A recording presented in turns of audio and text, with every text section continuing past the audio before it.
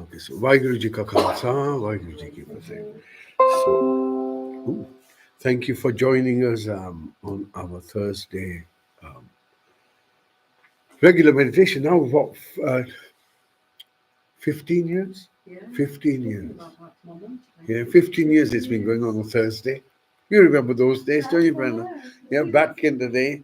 And that's what I was trying to think about. I think I've been thinking of 8 years. No, I was talking to you about it. You said, how did it all come about? How did you meet Dan?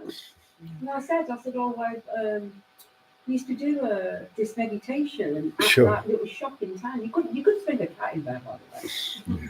But somehow we used to get in. And we all used to sit in a circle. Yeah. So it started with a few people, and then we did those events at the cathedral. I was describing those events to someone yesterday on a podcast, and you could see their jaw hanging down. They said, "Wow, you did that then?" I said, "Yeah, we did 6 events at the cathedral, and the first time we went and met them, their marketing team, the first words we were told was, 'We don't believe in meditation or yoga.' That's the first thing we were told. Yeah, but you can use us as a venue, which is what we thought we'd do. And we did that, and they were very kindly allowed us to do it for 6 years. And at the end of it, we were attracting crowds of 1,000 people, even 1,000 plus at times. And it's quite interesting to see a bloke with a turban and a beard talking about a Buddhist way of life in an Anglican cathedral. I thought we transcended a lot of things there at that time. So the idea was to bring to awareness. The idea was to bring to awareness what it means to be human. And now we're very close to that point where we are going to discover that, what it means to be human. And I think it's going to surprise us all in many ways. And what I want to discuss with you is I want to give you the models that we have out there of reality. All right. So there's one model of reality which says each one of you, everything else is all separate. Yeah. And we can see that. I'm here, you're there, there is separateness. This is what we call the reductionist model. Okay, reductionist. Then there's another model. And this model says that everything, including the blade of the grass, including that little bag, including everything around us, is basically ripples on an ocean. So everything is connected. If you look at it as a reductionist model, which is the separation model, then really your life means nothing, does it? It means nothing. What are you doing here? It's a useless piece of time where you have to go through all this stuff. You have to pay taxes, go through suffering, and then you die. So it's meaningless. So we try and make meaning out of it by bringing money into our life, power into our life, prestige into our life, status into our life, in whatever way, becoming a prime minister, whatever. Try to bring meaning. Why? Because the idea of being a separate entity is pretty meaningless unless you do something that creates a legacy. Yeah. Hence, people go to the top of the mountain. So, do you even care who goes to the mountain?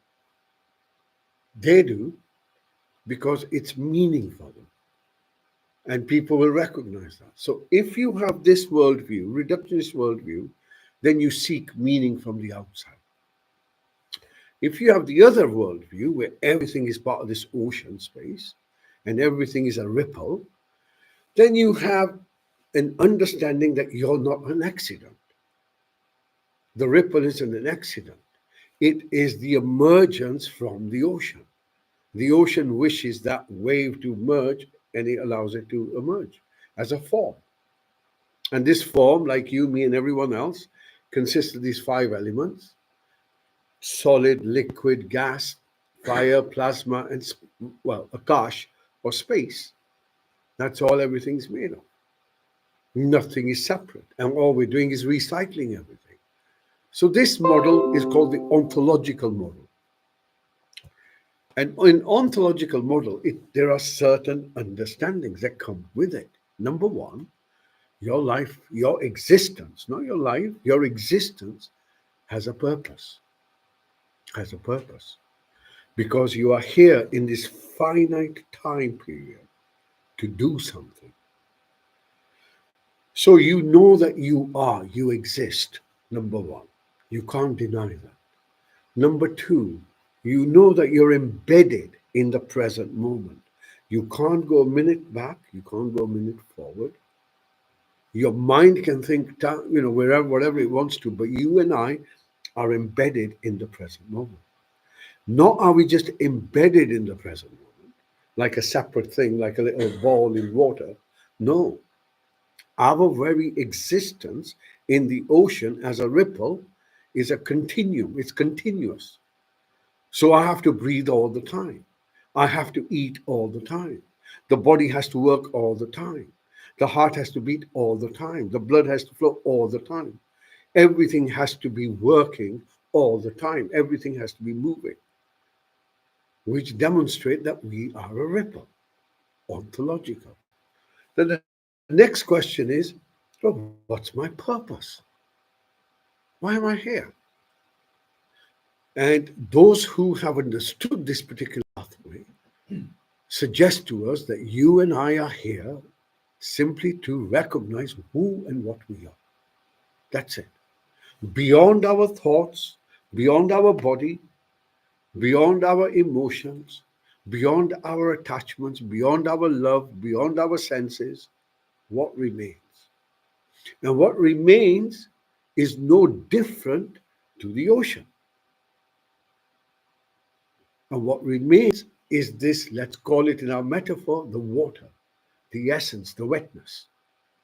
And once we realize this, we recognize that the ocean and the wave are in fact the same thing. Now, why is this important for human beings?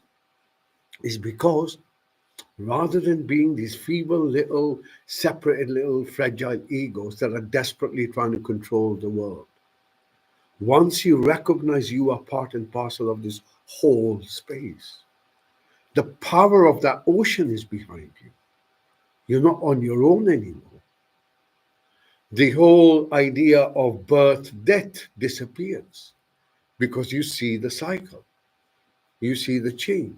So, as a result of this ontological model, the way you live your life and the way you interact, what becomes priority and what becomes mundane becomes clearer, becomes very clear.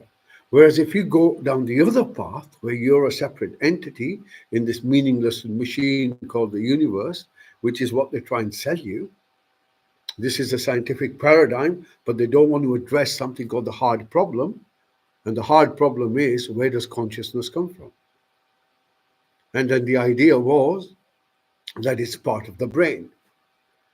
Well, that can't be true, because those individuals who are blind from birth, when they have a near-death experience, are able to see 360 degrees. People go through NDEs, can confirm to you consciousness remains. The body disintegrates, but consciousness, awareness remains. This insight is profound, because this gives you now the actual purpose, or points you to your purpose. By recognizing that unchanging part of you through practice, self-inquiry, effort, you will recognize there is no difference between you and whatever you call existence, God, or whatever you want to call it. There's no difference. But this does not come from an egoistic point of view. I am God. And a lot of people say that, well, you're no different from God. There's no you left.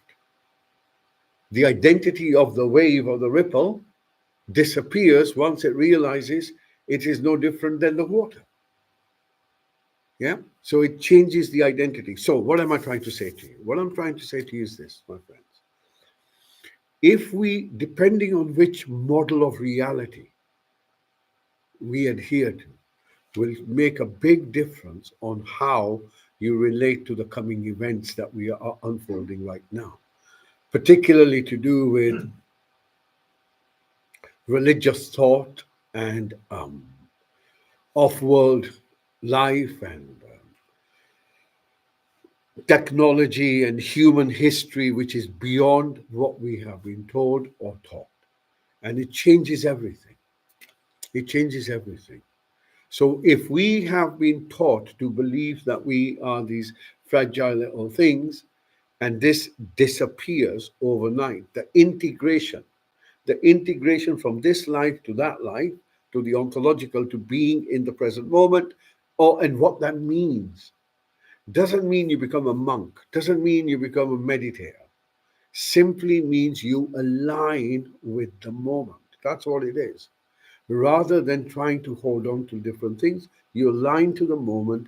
This provides a sense of safety, support, security, and that allows the flowing to flourish in a particular way, which is harmonious.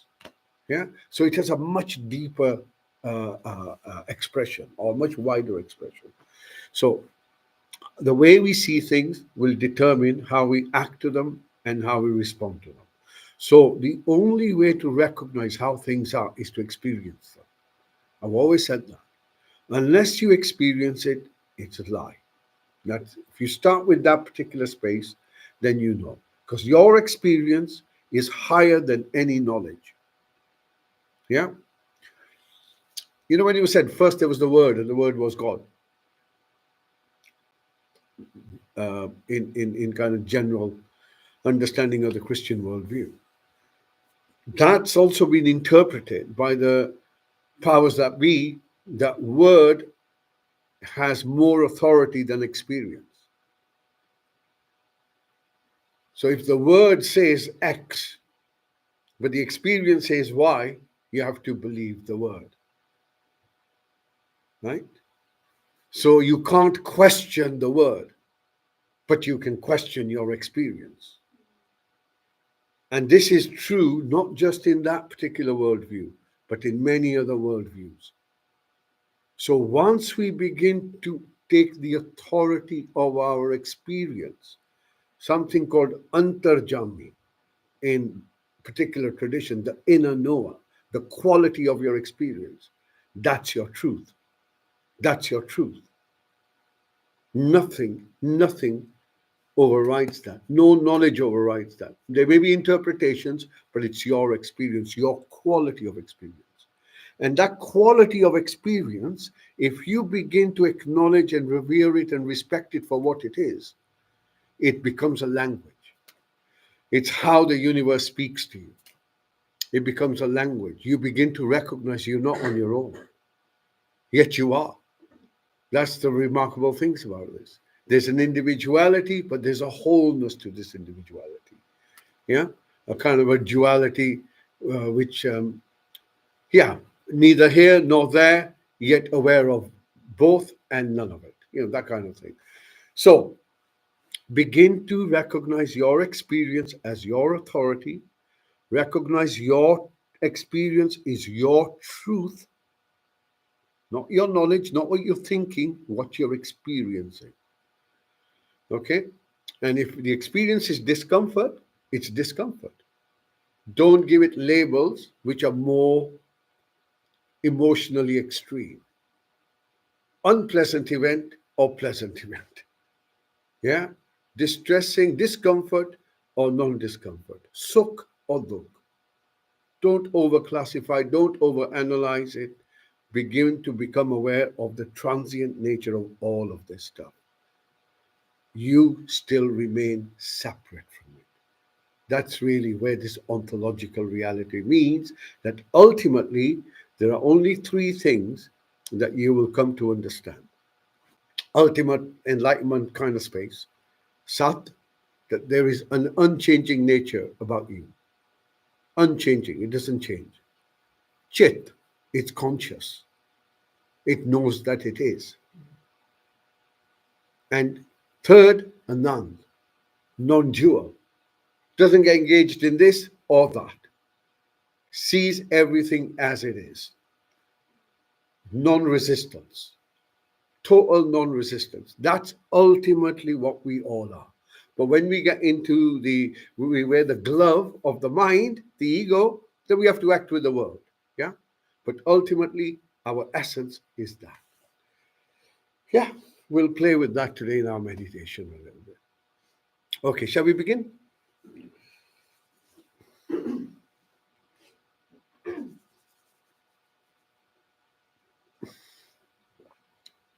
So, as usual,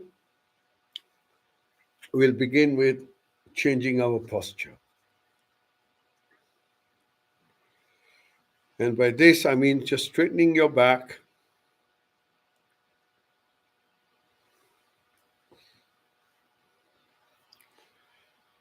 closing your eyes,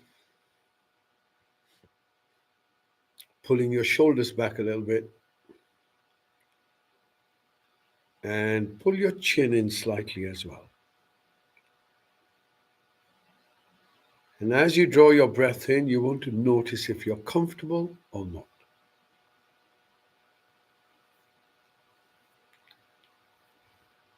And if you need to change the body's posture, then change it to get yourself comfortable.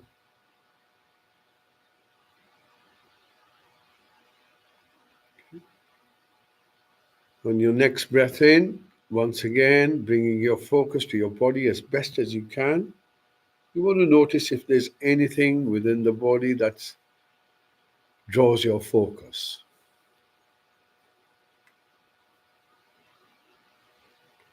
And this could be a pain, it could be a stitch, tightness, an itch.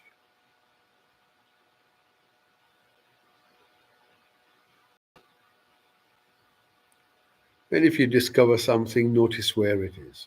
No need to work out what it is.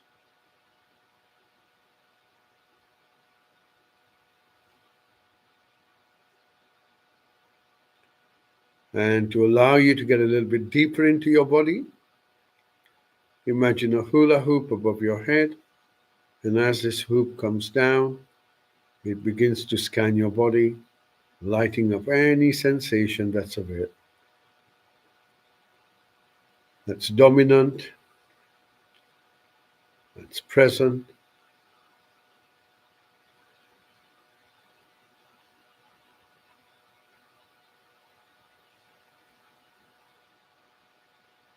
all the way down.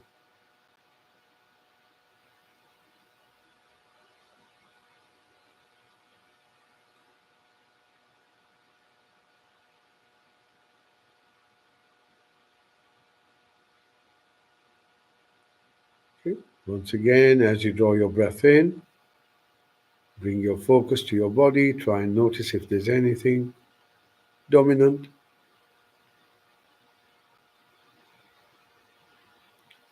And then you set your intention. And your intention is simply to experience what's going on with you. And to do this, we're going to bring to our focus to the dominant experience of sensation. So bring your focus to your seat. And you will notice there are sensations present in the body.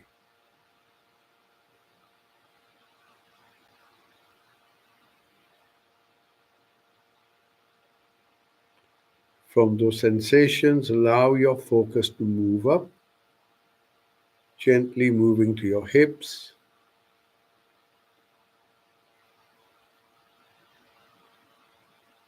From your hips, allow this awareness to flow down towards your knees, scanning your thighs.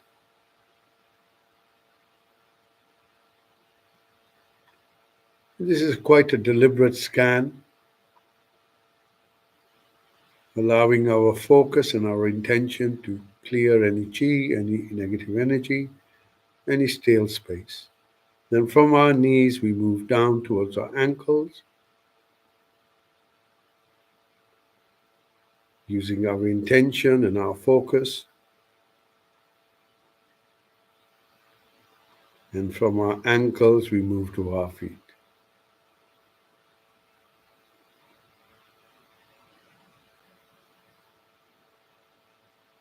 And then bringing your focus, your awareness now to the soles of your feet.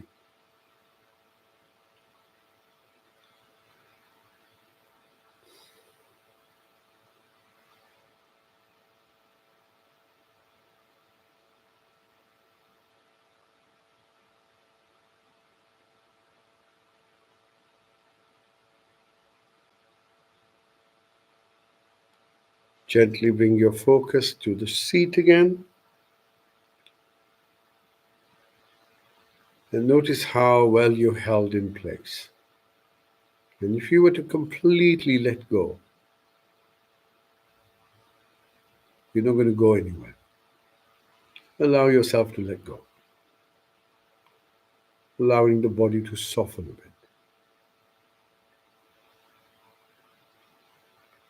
And then notice the back is straight upright.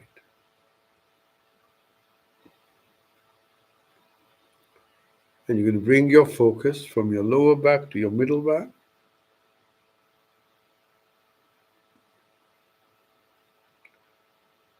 And your next breath from your middle back to your shoulder blades.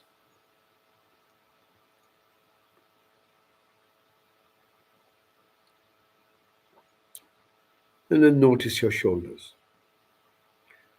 And when you come to your shoulders, see if you can soften them a bit.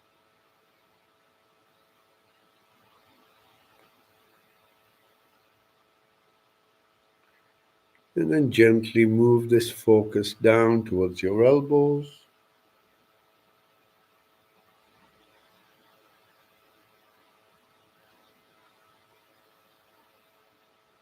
From your elbows to your wrists.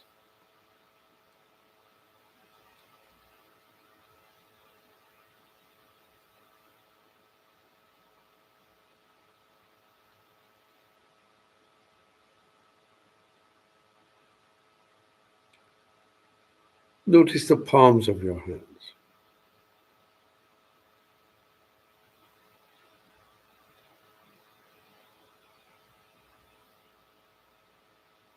Notice the fingers on your hands.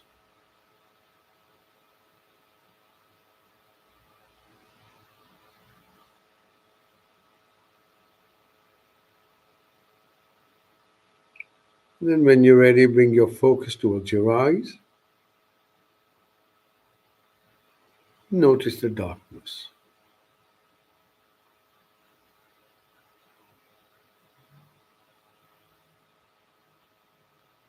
The absence of light.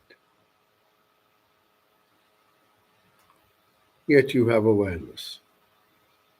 Or should I say, you are awareness.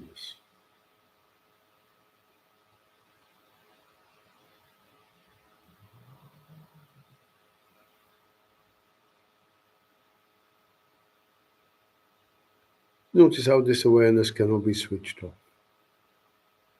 can't be turned off.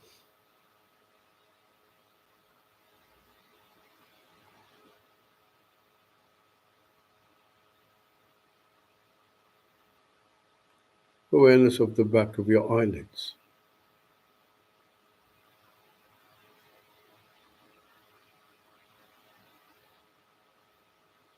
And then as you breathe out, you allow your eyes to soften. And as the breath moves in, you bring your focus to your eyes, back to your mouth.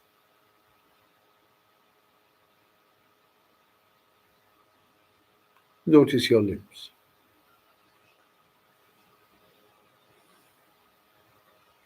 Scanning your upper lip. Scanning your lower lip. And then gently move your focus within your mouth.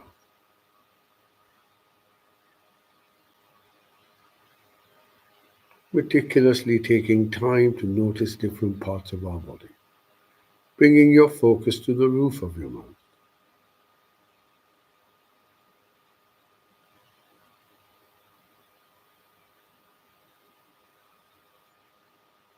Notice the sensations on the inside cheeks.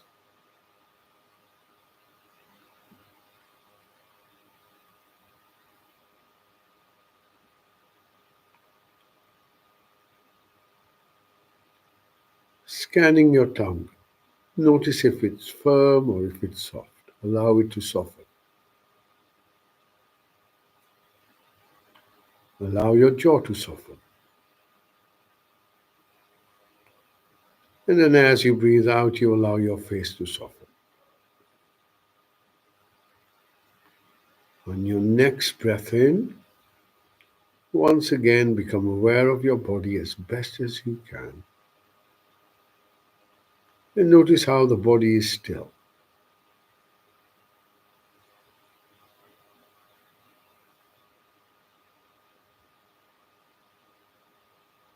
Focus on the stillness of the body.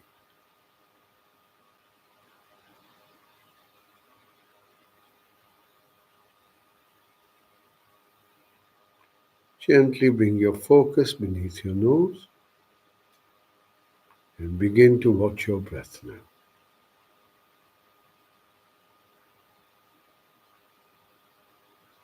Notice how your breath breathes by itself.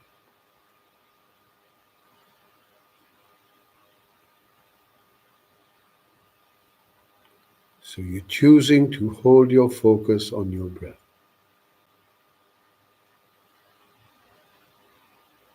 A deliberate choice.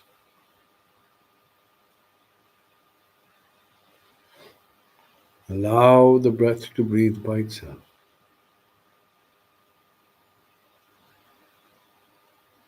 Intentionally holding your focus beneath your nose.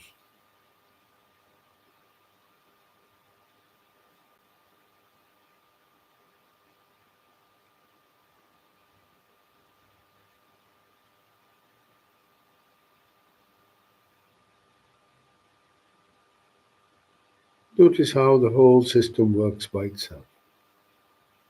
The breath moves in, the breath moves out.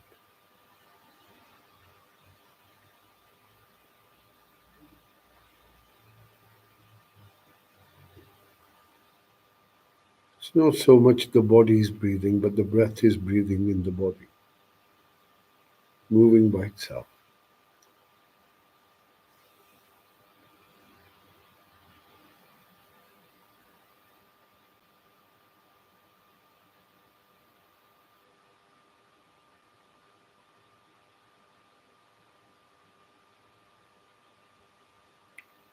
In the next breath in,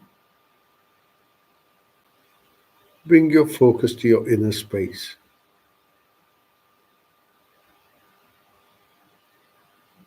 No need to change anything.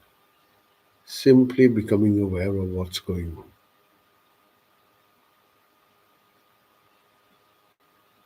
Notice your mental space.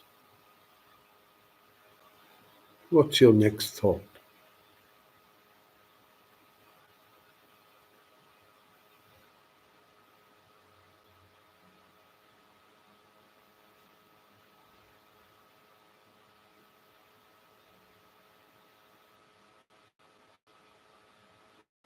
Gently bringing your focus to your chest. Begin to notice the movement of the chest in rhythm with the breath.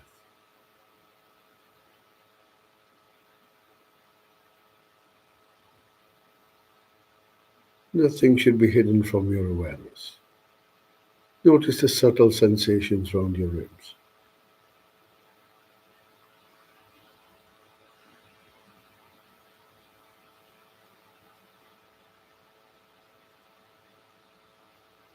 Notice any changes going on at the back. Nothing should be hidden from your awareness. Awakening to what's happening.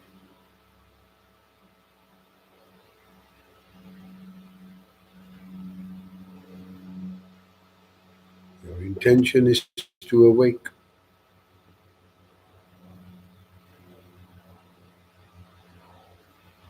To become aware. Notice your chest.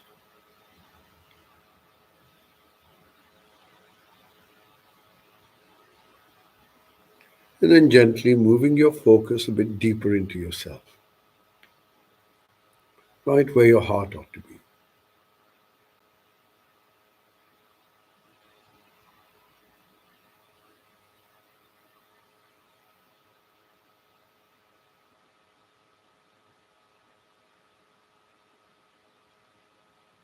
And as you hold your focus there,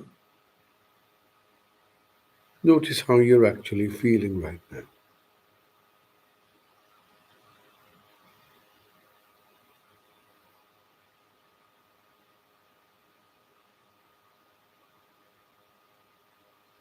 How does this moment feel? Do you feel safe? Do you feel at peace?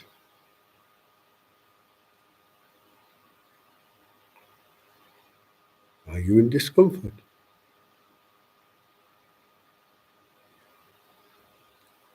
Allow yourself to feel the moment, to know what you're feeling right now.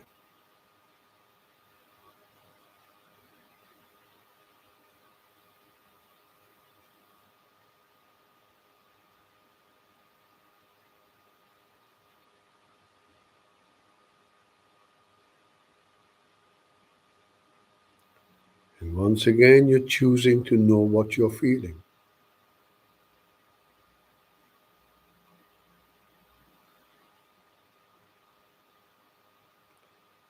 On your next breath out, begin to listen to the sounds and noises around you, allowing any sound, any noise to come to you, not choosing to listen to anything in particular, just listening.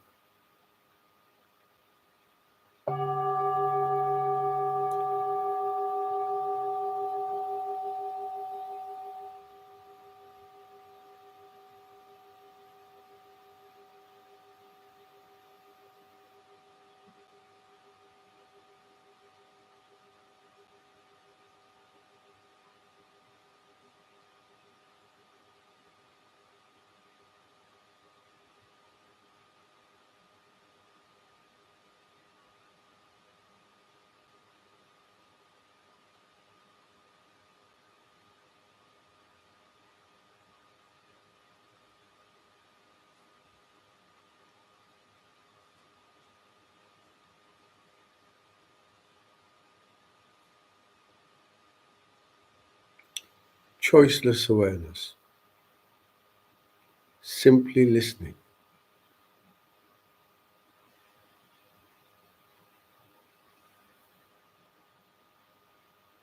being present to the moment.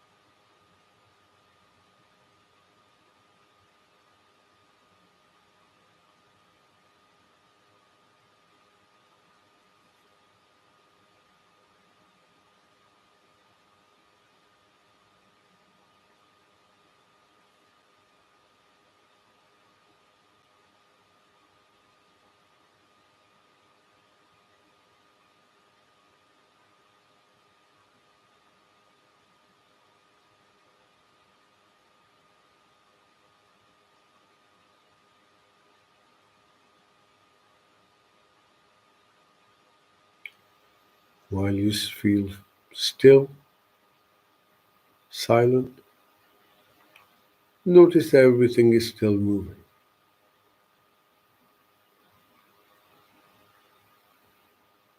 Bringing your focus to your breath,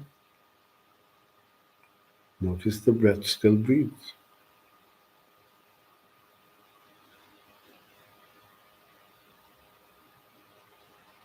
Blood still flows through you. The heart still beating.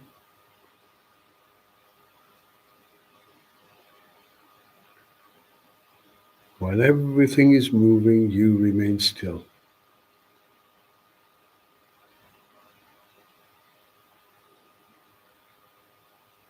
anchored to your breath.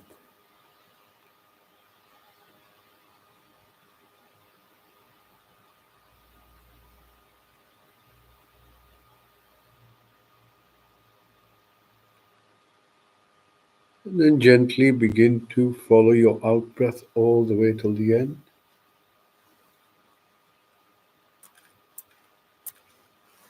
Notice when it finishes.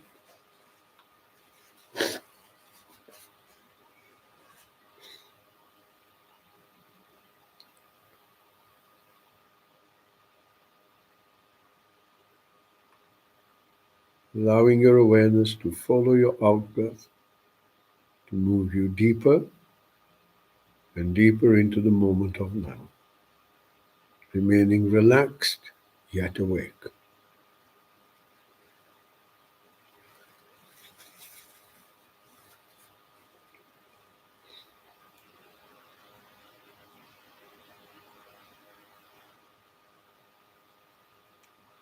Wanting to know exactly when the breath finishes.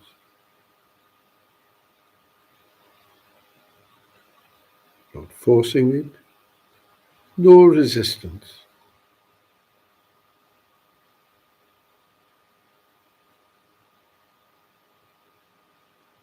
Moving deeper and deeper into this moment of now.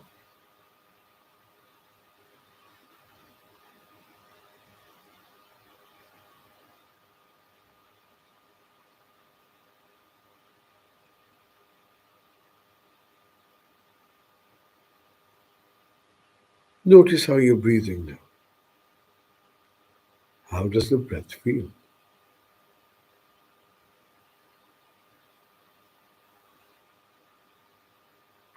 If it's subtle, let it be subtle. If it's heavy, let it be heavy.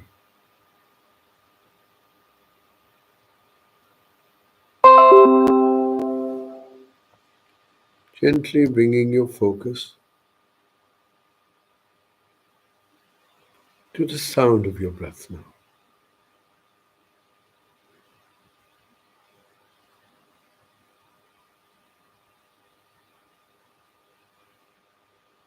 Making a choice to listen to your breath. Remember, you always have a choice.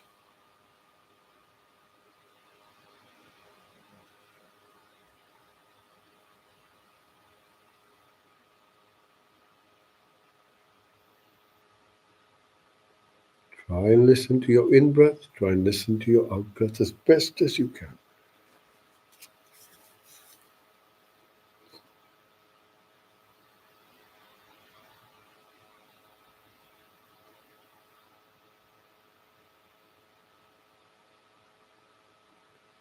And once again, on your next breath out, you open your awareness to all the sounds around you. Not listening to anything in particular, not looking for anything, but simply open, choiceless. Allow sounds to come to you.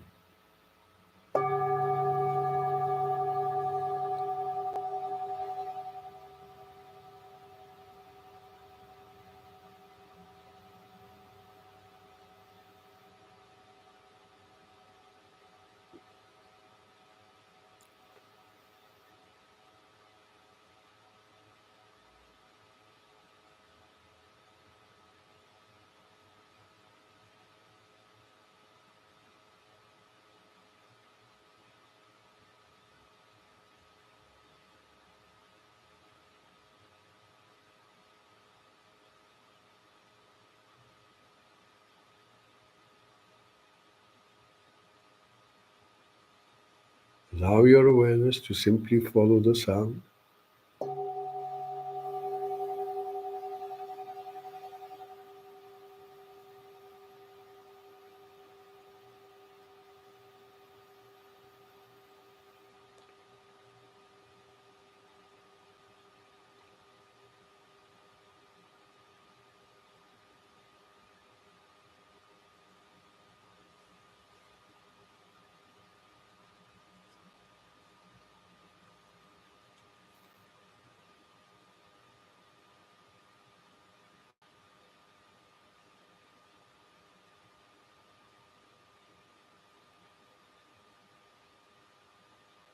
Notice your experience as best as you can. Notice the absence of time,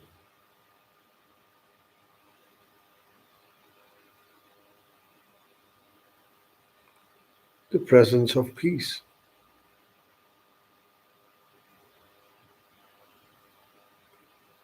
the absence of fear, anxiety,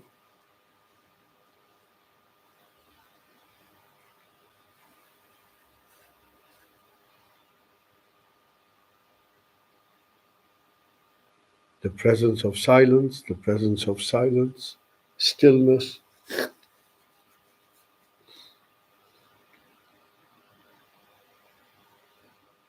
and the fact that you are present, conscious, aware of this moment. While everything is moving, you remain still. The experience of the ripple on the ocean, always connected to the ocean.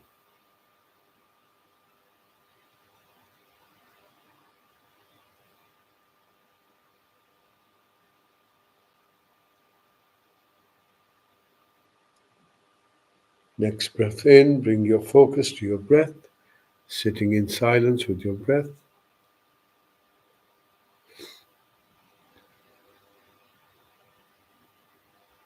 Again, recognizing everything is moving as the ripple moves across the ocean.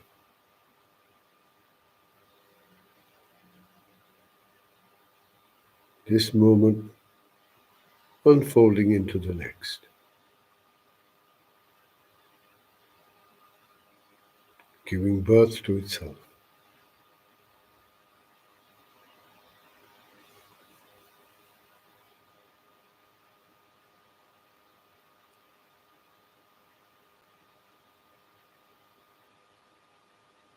On your next breath out, once again, gently expand your awareness, including your whole body.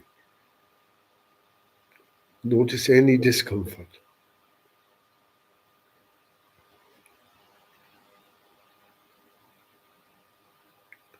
Notice how the body feels.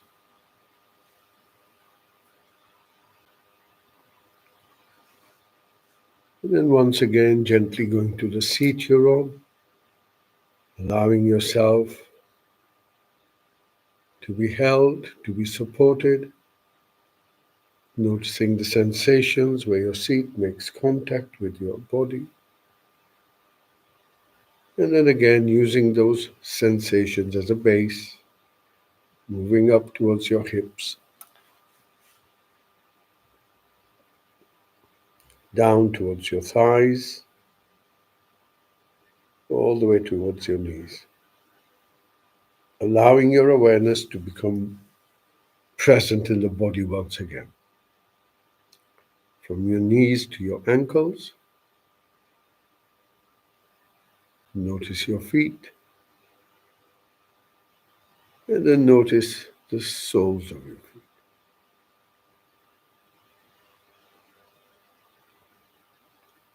Allowing yourself to be present in the body slowly and gently. Notice the back is still straight and upright. Shoulders, arms, hands are comfortable. Your eyes are still closed, your mouth is still closed, and your face is relaxed. Coming back to your breath. And as the breath moves in, we can sense our body. As the breath moves out, we can sense our body.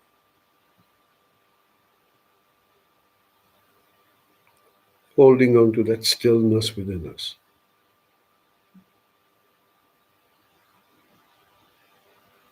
Breathing in, you feel calm. Breathing out, you feel calm.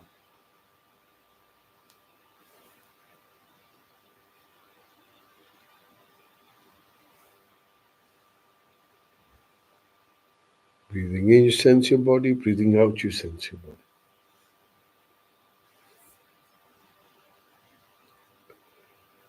When you hear the next bell, use this bell to slowly draw some slow, deep breaths in.